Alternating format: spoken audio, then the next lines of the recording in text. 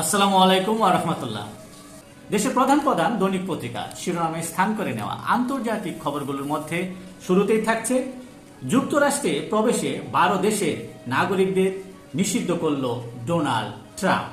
দেশগুলো হচ্ছে Afghanistan, Myanmar, Chad, Congo, Guinea, Eritrea, Haiti, Iran, Libya, Somalia, Sudan ও Yemen. ইস্পাত ও অ্যালুমিনিয়ামের উপর 50% শুল্ক আরোপ ট্রাম্পের। কর বিল নিয়ে ট্রাম্পের সমালোচনায় ইলন মাস্ক।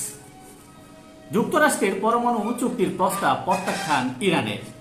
ইউরেনিয়াম সমৃদ্ধকরণ চলবে বলে জানিয়েছে ইরান।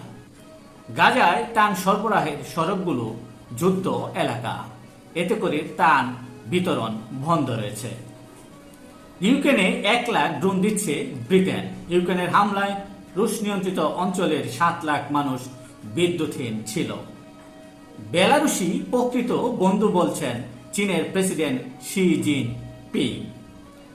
জার্মান শহরে দ্বিতীয় বিশ্বযুদ্ধের 3টি অবিস্ফোরিত বোমা সরানো হলো 20,000-এরও বেশি বাসিন্দাকে।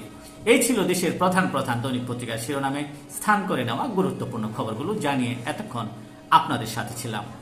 আজকের মতো এখানেই, আবারও দেখা হবে আগামীকাল ঠিক একইভাবে গুরুত্বপূর্ণ বিভিন্ন দৈনিক পত্রিকার শিরোনামগুলো নিয়ে। সে পর্যন্ত অবশ্যই ভালো থাকবেন, সুস্থ থাকবেন। আসসালামু আলাইকুম ওয়া রাহমাতুল্লাহ।